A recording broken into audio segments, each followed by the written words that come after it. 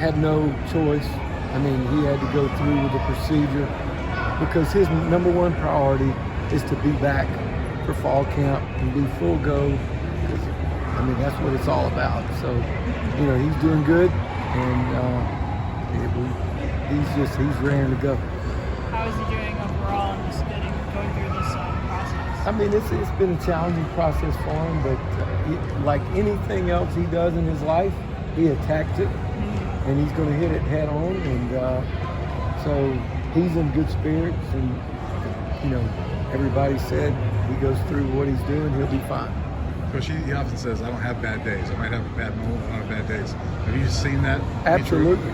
Absolutely. You know, and one of the things that he can do more than a lot of people that I've been around, he is one of those guys, he actually shows by example how to live and how to approach things. And, you know, you can change a situation by how you think. And I think that's one of the things that I think that he does for our players and our staff, you know, and everybody in the building, that, hey, we can do this, and it's a mindset. How do you feel that Coach Prime wants you to be the one representing him when he can't be here? Huge honor. You know, Coach and I, we believe in the same things. That's why I'm at Colorado, because of Coach Prime. I mean, that, the truth be known, I have a lot of respect for, you know, what Colorado has done, the tradition that they have, but I wouldn't be here if it weren't for Coach. And I believe in the same things he believes in. You know, first of all, he's a good man. He has a crystal clear vision of where he wants this program to go, and he has conviction about what he believes in. And those are the things that I believe in. Those are the values that I have. So I'm very honored to be here. I'm very honored to represent Colorado. You know, one of the, you know, to me, there's so much tradition that this university has. Our job is to help. We've never lost the tradition. We just got to get the winning back so people are excited about it. I remember talking to you in the spring. You said there was a lot of growth to do with the secondary, the defense overall. Yep. With spring workouts and spring conditioning, how's everything been going, and where do you feel like the Bucs are at? Well, you know, you're not going to find exactly where you're at until probably a couple of weeks out before the game, because you've been through summer conditioning, you've been through our player-led practices, the things that the NCAA allows us to do. And I'll tell you this, our players have worked extremely hard. Even the new guys that have come in that weren't here in the spring, they've kind of jumped in. You know, I believe this players, they're going to do what you expect them to do, or what you demand that they do. So they've done some really good things. I've been really excited about watching them work. As far as the secondary is concerned, I think you know, seeing what we've done this summer, I believe we can create more depth than we've had, and we're gonna listen. We're gonna play a lot of guys. I mean, if there's people that can play, we're gonna play them, and I mean that gives us an advantage. So the more depth we can create, that's going to help us. Is Cormani one of those guys? Yeah, Kamani's definitely a guy that has the ability. He's got you know, of course he's got a lot of work to do, you know, to get to play at this level. And Coach Prime will be the first to tell you, it's not about what you do out there, it's how you do it. We want to play a certain way. There's a certain standard that we're going to do, and it's our job as coaches to get these players to that place. As a defensive coach, any nerves about Travis playing on offense, or are you excited to see him? Listen, I believe you play your best players, and you can't have reservations, you know, about playing. I mean, if he helps us win football games, let's play him, because that's what it's about. And it's just like in practice.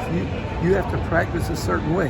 You can't worry about, well, he may get hurt. Well, you're not going to develop if you don't practice. So I think that's the way we approach it. Seeing Travis and Shador at an event like this, where you know every team around the conference is bringing their best guys, right, and there's a lot of stars in this conference. Does it kind of give you confidence that when you look at Shador and Travis, they kind of match up with all the other stars in this conference? Absolutely. I take Shador. I'm glad he is our quarterback. I mean, you look at his numbers, where he's at. You look at him as a player on the field, of what he does. He's got great command of our team. All right, he can execute the offense. He's very bright. He makes really good decisions. So, and if you look at his numbers compared to everybody else across the country, listen, he can't help who he was playing against. All he did was complete passes and threw for a lot of yards and won a lot of football games. And that's one thing that when you look at as a quarterback, if you're a winner, I mean, that affects the rest of the team. As far as Travis goes, and I've been knowing both of these young men since they were freshmen in high school. We recruited them both in Alabama. Yeah, I can remember Shador and Travis coming to camp. In fact, Travis and I just got finished talking about that. First time he came to Alabama on a visit. So we recruited them there. That's what kind of players they are. So they deserve to be here. Now we've got to go out on the field and compete, and both of those guys know that, and our coaches know that. But yeah, they deserve to be here. We're seeing Michael Harrison kind of move into a tight end role. Overall, what does that position group look like, and what is Tim Russo trying to do to kind of resolve maybe the lack of depth there? Yeah, well, I think you know, Coach Drew's always done a good job of finding a guy or finding guys and taking what they can do the best and making them really good players.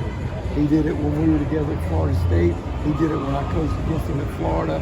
So I have no doubt that, you know, he will take those guys and he'll mold them into what we need them to be. I feel like that position will, you know, we got some growth to do, but we'll get to where we want to get to. So I imagine Alabama is a place where they feed off Nick Saban and his confidence, and that plays a lot into how good Alabama is. So how can that translate here with Coach Prime and his confidence? Do you think that that's a big part of how this team is going to play, and that they take on his personality a little bit? Absolutely. I think you see every team in the country take on the personality of their head coach. And there are a lot of similarities between Coach Prime and Coach Saban. I mentioned to begin with, both of them are very good men, all right? And the players know that. And they have high standards. And they're not going to lower their standard. So that's what happens. That's how you bring people up. When you set your standards here, everybody's got to come up to that standard. And then, you know, I've heard Coach talk about confidence comes from working hard, all right, and doing the things that it takes to do to now I produce, now I develop confidence. But yes, I do think that the way you approach things, like we were talking about, his mindset, is that affects our football team. And I think that's what a good leader does. And I think he's shown that throughout his whole career. Not just since he's been at Colorado. You're looking at the work of his entire career, of everything he's done, all right, and the people that have followed him. I just think, but I think that's a good correlation. I asked Lincoln Riley this earlier, just kind of about how they last year kind of overhauled their rosters with the transfer portal. You guys have done a similar thing this offseason at CU, maybe to even more of an extreme extent. But he kind of admired the way you guys have done things and just said, look, those are the rules. Does that kind of make you guys feel good about what you've done, that the peers around the conference are saying, yeah, you guys are doing the right thing when rebuilding the roster? We didn't make the rules. The rules are what they are. And like I said, when Coach Prime came in, he made it crystal clear of what his vision was and what we were going to have to do to get Colorado football back to the place that it needs to be. That being said, all we did was, you know, we did what we needed to do to go out and get some players. There's been some criticism there. I'm sure Coach doesn't care about the criticism. Coach doesn't worry about anybody else's house. He worries about our house. But that being said, when you do get that criticism, what you're doing is you're taking away from those young men that decided to come to Colorado, all right, where they felt like they could help create more value for themselves by coming there. Now you take the focus off of them. They've come in, they've worked extremely hard, they've done everything we've asked them to do, and sometimes it's just good. It's good for guys to have a change, you know, and it's good for us. Our job is to make sure we bring them together as a team, and that's one of the things that I believe that one of the gifts that Coach Prime has is he brings people together, you know, and he's got a plan for that, and he'll do that. You before taking this job. What's the furthest west you had lived previously? Is that The Arkansas? furthest west, Arkansas. Okay. Yeah. Did you think that your coaching career would take you to Colorado at some point, or No. what's it been like, kind of transitioning you to a different part of the country? You know, I did not think that I would come this far west. I had a chance a couple of times when I was at Florida State. I was offered a couple of jobs out on the West Coast, but at that time, you know, I didn't think it was the best time to move.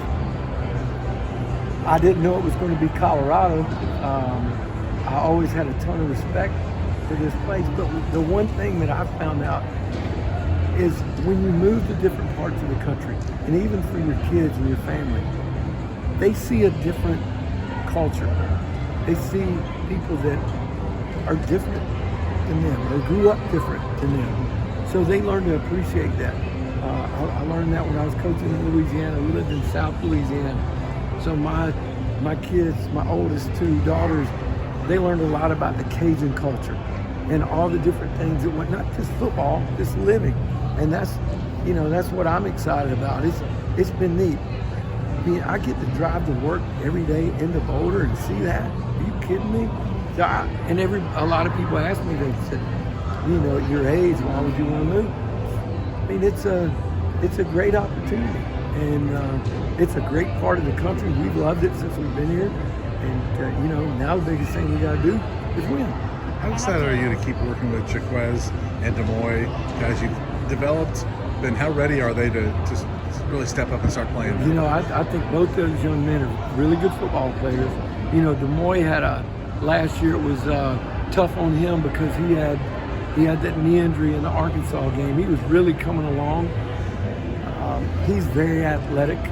He was one of the most athletic linebackers in that class coming out. He can really run. He's got a lot of range. He reminds me of Telvin Smith that I coached at Florida State. He's that kind of athlete. Jaquez is a super smart young man. You know, Jaquez got stuck behind a couple of really good players at Alabama. Didn't play as much as Demoy did, but he's very smart and he's very multiple. He can do a lot of things. He can play. He's played corner. He's played the slot. You know, I worked him some last year in the back end as a high safety. So, and they understand the system that we're running. So they've done a good job coming in this summer of being able to help, you know, other people in the process. I have to ask, any new numbers? Is that policy rolling into the summer? And as far as new jersey numbers, listen, that is above my pay grade. that Coach Prime has his policy for that, and our guys earn numbers. He's made it very clear. Two guys want the same number, then you got to earn it. You guys added Shiloh officially to the roster over the summer. I'm just curious what it's been like getting to know him, and if he's got a similar personality at all to Coach Prime, and just in general what you're expecting him to bring to your room. Well, I've known Shiloh for a long time. So I recruited him when I was at Florida State. I actually left Florida State before he graduated from high school, but I watched him through high school and, you know, knew what kind of athlete he was and what he could bring to the table. He's a very smart young man. He's worked really hard this summer. I've challenged him to do some certain things of what I've said, what I believe, you know, Power 5, draftable safeties should be, and he's worked hard at that. Like I mentioned, he's very smart, he's tough, but it'll be interesting to see how he does going throughout the fall. To my knowledge, you guys still have some more scholarships available. How's recruiting going in that aspect, and what position group specifically do you want to fill? Well, a lot of it will be based off of need, of course. You'd always like to have a perimeter guy that can cover. Just the way offenses are these days, you can't have enough guys in the perimeter, whether it be a corner or a slot corner. Anytime you can bring a guy up front that can affect the quarterback, you want to be able to do that. I think we've done a good job of bringing some of those guys in. Hopefully, that's one of the things we got to change from last year. Is we got to be able to get pressure on the quarterback. So, but yeah, any place where we feel like they can help us win right now, we're going to recruit. A lot of the guys in your safeties room have experience starting in college football, Right. whether it's at the FCS level or Pac-12. That's what you want as a position coach. Do you anticipate maybe having to, at times, put your arm around guys' shoulders and having to play a little bit of a psychologist role at times because of that? You know, I think guys have to understand that it's all about competition. We're going to play the players that play the best. We're going to play the players that practice the best. That is the standard. So I think if you are upfront with guys and tell them what the expectations are, then you're going to find the people that are going to compete. But yeah, you're right. We've had some guys that have played a lot of football, and listen, all that experience is going to be good. If we got 12 guys that can play, we'll play 12 guys. I mean, depth is a good thing, but you got to make sure you do it consistently and show that over time. Thanks, Coach. Thank you.